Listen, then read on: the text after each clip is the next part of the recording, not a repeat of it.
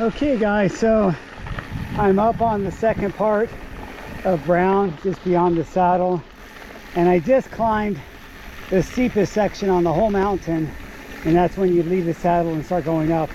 That little section there is the steepest, and I'm happy to say that, man, this Link Glide 1150 was amazing, and I didn't even have to get down to my 50 ring in the back. I was able to climb it without going all the way full granny, which is nice.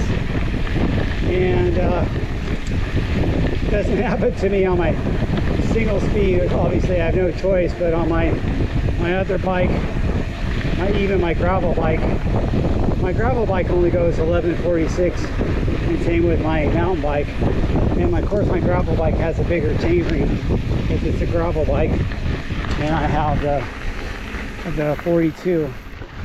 So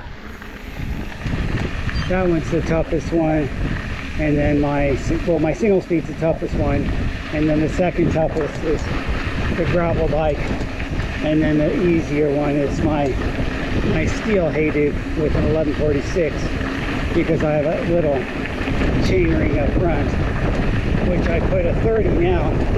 That pretty orange one is a 30. Just happened to find that 30 on sale, and I thought, why not?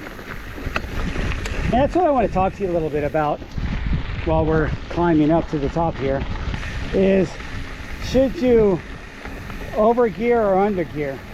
Meaning, should you choose gearing for having high cadence and high speed flat pedaling, or should you choose gearing so you can grind and climb and have a bailout gear? And I go to the latter for the fact that I have steep mountains and I'm climbing on this stuff. I also figure, and I've made this video before, I don't pedal on a lot of my descents. If it's descending enough to keep my speed, I'm just enjoying coasting. I'm not trying to spin up to the speed, grab more gear, knowing that it's going to be flat rolling hills, because we don't have that around here.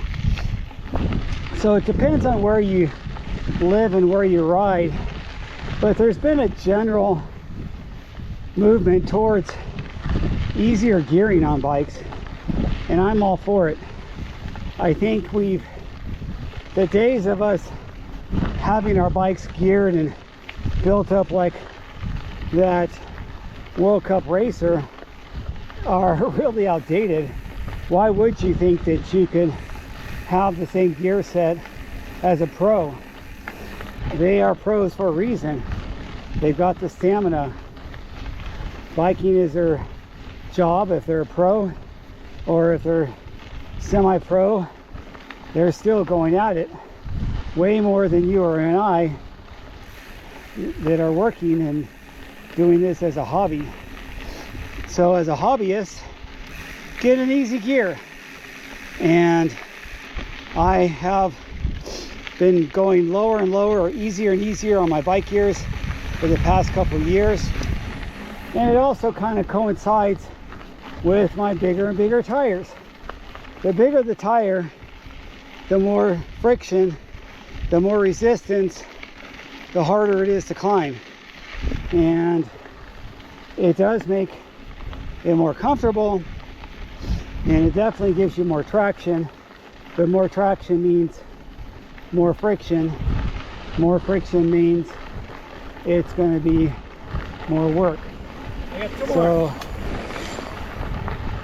if you want to be out on your bike all day, I think having lower gears is just the way to go. And that's how I do it. I love my bikes. I feel like the Hayduke, my steel Hayduke, that's not a rigid but has that Fox Float 34 and that retroed out 11 speed on that bike, is one of my smoothest pedaling bikes I've ever owned. And sometimes you get that way. And even my old Niner Sur 9 that I put XTR group set on. It's a 2x10. That thing is so smooth. It rides great. The perfect get around town commuter bike. I will ride that thing into the dirt and literally it keeps going. And it's nice and steel. I don't mind the weight. I like the way it rides. And sure, the Geo's really outdated. The Geo is more like a gravel bike Geo of today. I think it's 69 head tube angle. So it is a Geo that is super outdated for mountain biking. It's not a front forward or anything like that.